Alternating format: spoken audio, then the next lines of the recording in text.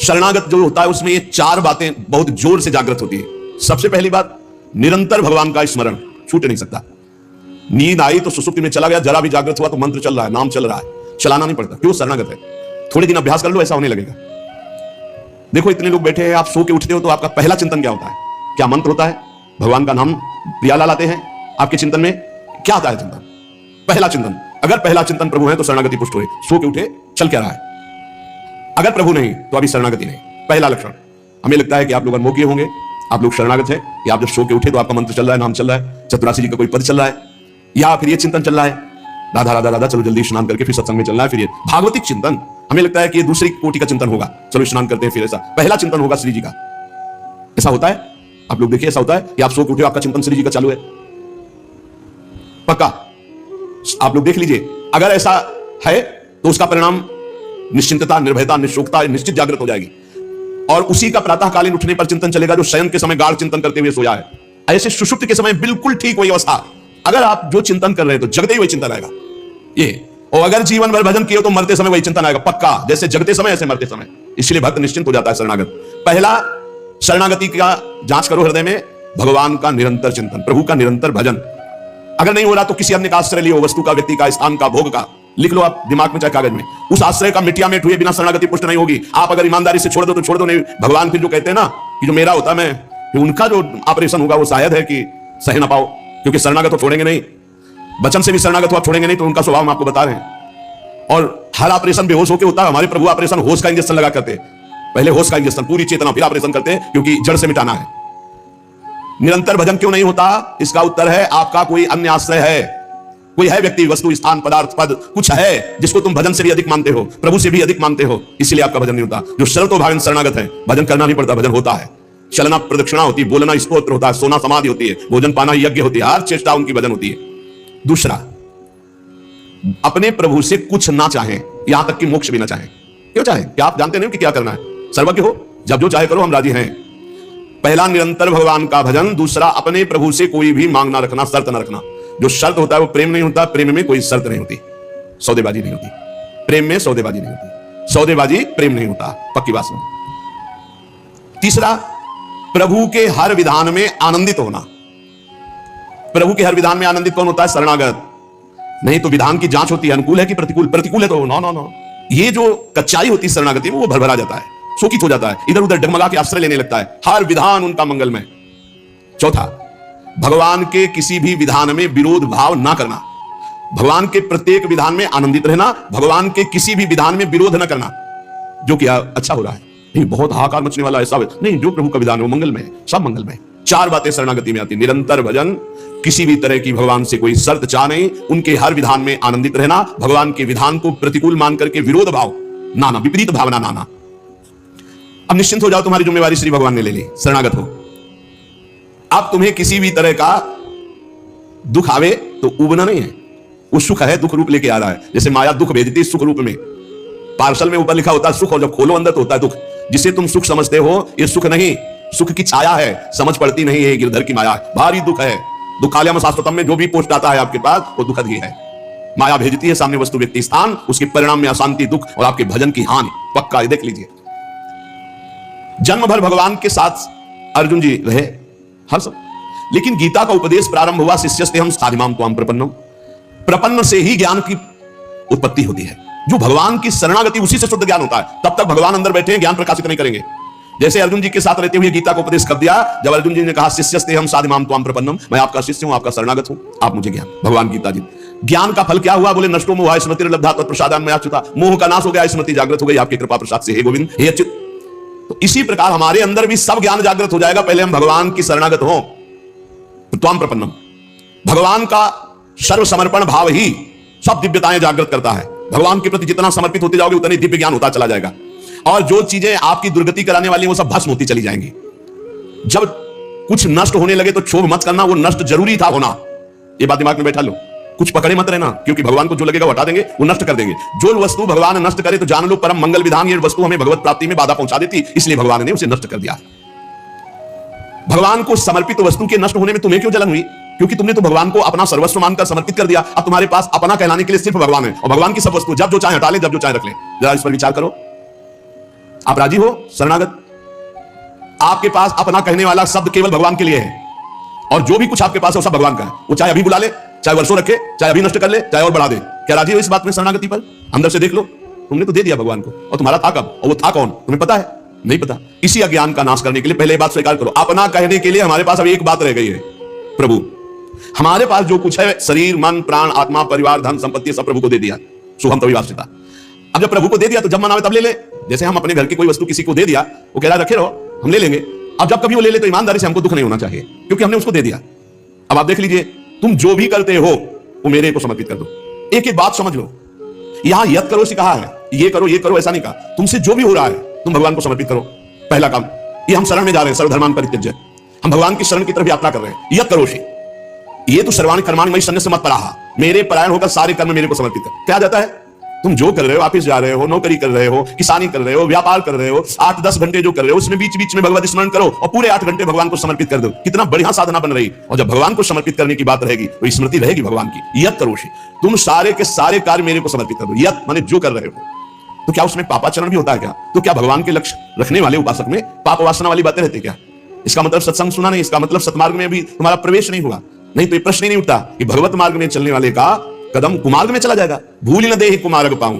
छोटी मोटी अगर कभी कोई त्रुटि गलती हुई तो पश्चाताप की अग्नि में भस्म हो जाता है। वो भगवान को समर्पित गंदे आचरण नहीं करता, वो प्रार्थना करता है, प्रभु ये त्रुटि हो गई हमसे, हे नाथ इसको संभाल दो, मेरे बस की बात नहीं। वो भी इस तरह से प्रार्थना पूर्वक समर्पित है। यत करोषि और यदर्शनासि, जो भी तुम्हारी जिह्वा में रसेंद्रिय में जाए, पानी जाए, भोजन जाए, बिना भगवान को अर्पित किए नहीं जाना चाहिए। अभी शरणागति पुष्ट हो जाएगी। जो भी कार्य करो भगवत समर्पित करो। एक स्थिति आती है जहां भगवत समर्पित करना नहीं पड़ता, स्वयं होता रहता है। वो होता है तन, मन, वाणी और अहम, इनका समर्पण जिनका हो चुका है पूर्ण रूप से। अब उनका नहीं होता कृष्णार्पणमस्तु, ये तो प्रारंभिक। पर ये जब तक स्थिति नहीं है तब तक प्रारंभिक दशा में ही हो, हर समय भगवदाकार स्थिति। कौन किसको समर्पण करे, ये स्थिति जब तक नहीं तब तक सिद्ध बनने की कोशिश न करे। आचरण जैसा आज्ञा हो रही शास्त्र की वैसे चले तो स्थिति आ जाएगी। यदशनाशी, बिना भगवान को अर्पित किए कुछ नहीं खाना। भगवान आदेश करे, जो पा रहे हो वो मेरे को अर्पित करो पहले। यदि शुद्ध शरणागति प्राप्त करना है तो जो कर्म कर रहे हो पहले, ये तो सर्वाणि कर्माणि भगवान कह रहे हैं, यत करोषि, जो कर रहे हो मेरे को अर्पित करो। जो खा रहे हो वो मेरे को अर्पित करो। कुछ भी ऐसा खाओ मत जो भगवान को अर्पित नहीं कर सकते, ऐसा करो मत जो भगवान को अर्पित नहीं कर सकते। यज्ञ होशी, अब जो भी तुम भागवतिक आचरण करते हो, हवन यज्ञ आदि, बोले हम तो हवन नहीं करते, हम तो यज्ञ नहीं करते। यज्ञानाम जप यज्ञोस्मि, यज्ञों में सबसे बड़ी यज्ञ है जप यज्ञ। तो आप जो ये जप यज्ञ कर रहे हैं ये भगवान को अर्पित करो। भगवान कह रहे हैं ददासी, जो तुम दान देते हो, दूसरों की सेवा करते हो, उसके भोक्ता मत बनो, कर्ता मत बनो। कर्ता कैसे नहीं बनोगे? हमारी वस्तु हम दान देते हैं, नहीं नहीं, प्रभु की वस्तु, त्वदीयम वस्तु गोविंदम तुभ्यमेव समर्पये। आपकी दी हुई वस्तु आप इस रूप में आए, आपको दे दिया। ये भगवत शरणागति पुष्ट होने का उपाय भगवान करें। यह तपस्या, जो तुम साधना कर रहे हो, जो तुम तपस्या कर रहे हो, वो सब मेरे को अर्पित करो। अर्थात तुम्हारी पूरे जीवन की, पूरे दिन की जितनी चेष्टाएं सब भगवत अर्पित होनी चाहिए। इससे तुम्हारी शरणागति पुष्ट हो जाएगी। यद करोषि यदस्नासि यद जोहोषि ददासि यद तपस्यसि कौन्तेय तत्कुरुष्व मदर्पणम, मेरे को अर्पित कर दो। अब ध्यान रखना, अब अपनी कमी की चिंता नहीं करनी, क्योंकि हमने भगवान को सब कुछ अर्पित कर, और कमी रहेगी नहीं। कमी रहती है अहंकार के कारण, भगवत विमुक्ता के कारण। फिर भी आपको संतुष्ट करने के लिए करें कि जैसे हम अपना मकान किसी को दे देते हैं तो मकान में जाले लगे हैं या टूटा है या कुछ भी बिगड़ा है, अब ये सारी जिम्मेवारी जिसने मकान खरीद लिया ले लिया उसकी होती है। वो मरम्मत करवाएगा, वो सफाई करवाएगा। ऐसे ही हम अपने तन को, अपने मन को, अपने प्राणों को, अपने जीवन को जीवननाथ प्रिया प्रीतम के चरणों में समर्पित कर दिया। अब हमको बेपरवाह रहना इस विषय से। अब हमारा क्या होगा हमको ये चिंता नहीं करनी। अगर चिंता है तो शरणागति नहीं हुई, अगर ये चिंता है कि मेरा क्या होगा तो शरणागति नहीं हुई। सोचो, संसार में कोई तुम्हें प्यार नहीं करता, मान लो बात। जो प्रिया जो प्यार करके अपने महल में रखे, सुविधाओं के द्वारा तुम्हारा भरण पोषण कर रहे, तुम उनके प्रति रोना नहीं आता? उनके प्रति तुम्हें एक गुस्सा आता है कि ये प्रतिकूलता क्यों दे दी, हमारी अनुकूलता की बात थी, अनुकूलता क्यों नहीं दी? अरे जिनसे तुम अनुकूलता की आशा करते थे वो तो तुम्हें देखना नहीं चाहते, अंतर की बात तुम्हें बता रहे। और जिनको तुम कभी माने नहीं, जिनके लिए कभी कुछ किया नहीं, वो तुम्हें अहेतुकी प्यार से लबालब डुबो रहे, फिर भी तुम्हारे अंदर गुस्सा आता है प्रभु के प्रति। तुम हो कौन? अरे तुम भगवद अंश हो, भगवान के द्वारा शरीर दिया गया, भगवान के द्वारा सारी व्यवस्था दी गई, तुम्हारा अस्तित्व ही श्री भगवान है। समर्पित हो जाओ तो फिर चिंता भी खत्म हो जाएगी, सब कुछ उनकी कृपा से हो जाएगा। तुम चिंता मत करो, चिंतन करो। भगवान हमें मोक्ष दे दे, भगवान हमें स्वर्ग दे दे, भगवान हमें अनुकूलता दे दे, भगवान हमें अमुक वस्तु दे दे, ऐसा सोचने वाला समर्पण नहीं हुआ, अभी शरणागत नहीं हुआ। सर्व समर्पण में ये सोच ही नहीं रह जाती।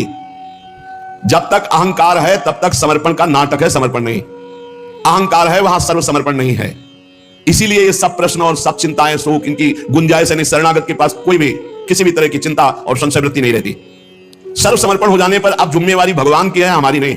हमारा केवल कर्तव्य भगवान का आदेश पालन करना। वो आदेश करें अनन्यस चिंतयन्तो माम, केवल मेरा अनन्य चिंतन करो, माम अनन्यस चिंतन।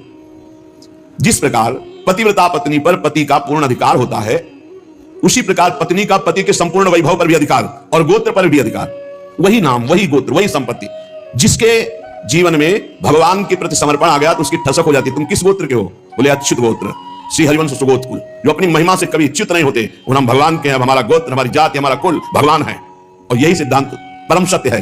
एक माई आके बहुत रोई और कही जिंदगी हो गई नौ दुर्गा पूरी रहती थी, रोज शंकर जी को जल चढ़ाती और रोती जा रही थी, और मतलब हो सकता है 65 वर्ष की, हमारे पति को ले लिया, हमारी पूरी श्रद्धा नष्ट हो गई, जीवन भर व्रत और शरणागति को समझो भाई, बहुत आनंद आ जाएगा आपके पास। अगर आप भगवत मार्ग में चल रहे हैं, शरणागत हैं, तो आपके पास अपना कहने के लिए अब कुछ नहीं बचा, वो केवल श्री भगवान है। मेरे तो गिरधर गोपाल, दूसरों को कोई। अब दूसरी जो कुछ भी है, वस्तु, व्यक्ति, स्थान, वो गोविंद का है। जब चाहे गोविंद ले ले, जब चाहे बढ़ा दे, जब चाहे घटा दे, जब चाहे नष्ट कर दे, तुम्हें दुख नहीं होना चाहिए। अगर दुख होता है तो अभी शरणागत नहीं हो। कितनी ऊंची स्थिति शरणागत की है। अब जो जीवन में प्रभु का शरणागत है, उसका पहला लक्षण कि निरंतर स्मरण करता है, तो अंत काल में भगवान का स्मरण होगा। अभी आपको बताया, जो रात्रि में सोते समय स्मरण करता है, उसका परिणाम जागते समय वही स्मरण। जो जीवन भर स्मरण करता है तो अंतिम समय भगवत स्मरण होता है। और भगवान का वचन है, अंत काले च मामेव स्मरण मुक्त्वा कलेवरम यह प्रयाति समद्भावम याति नास्त्यत्र संशयः। जो जीवन भर भजन करता है, उसका अंतिम समय भजन भगवान करवाते हैं, क्योंकि बड़ी दुखद स्थिति होती है। उस समय जब भगवत स्मरण करते हुए शरीर त्यागता है, तो वो सीधे भगवान को प्राप्त हो जाता है।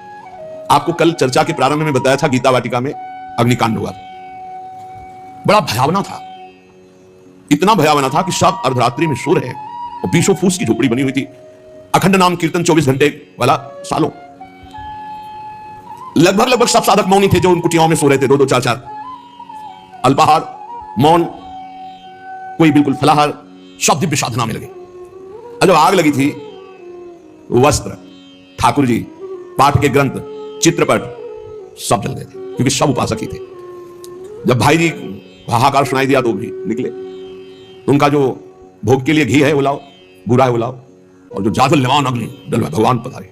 चित्रपट, सिंहासन में विराजमान विग्रह है, क्योंकि छोटे छोटे विग्रह साधकों के पास, ग्रंथ पाठ के सब। फिर भाई जी ने मेरे भगवान इस रूप में आए। फिर साधकों को समझाया कि आपके अंदर बैठे हुए भगवान को अग्नि नहीं जला सकते, बाहर की लीला में खंडन मंडन होगा। आपने जो अंदर नाम चला रखा है, इस उपासना को कोई छू नहीं सकता, बाहर की उपासना में विघ्न पड़ेगा। बाहर की लीला एक अलग है, इसलिए उपासक अंतर्मुखता पर प्रधानता रहे। अंतर्मुखता पर प्रधानता नहीं रहेगी, बोले हमारे भगवान गिर गए, कोई बहुत अनिष्ट होने वाला है, आग लग गई, कोई बहुत अनिष्ट। अरे अनिष्ट कैसे हो सकता है? मंगल भवन की शरण में अनिष्ट हो सकता है? बोले कोई विनाश लीला होगी, क्यों नहीं होगी? सृष्टि रचना लीला होती, पालन लीला होती, तो विनाश लीला होना कौन सा भयावा है भाई? 3 लीलाएं हैं, तो भयावा क्या इसमें? विनाश होगा तो क्या विनाश होगा? अविनाशी का विनाश नहीं हो सकता, विनाशी को बचना नहीं है, तो आज है नहीं तो कल, विनाश तो नहीं है, क्या परेशानी है?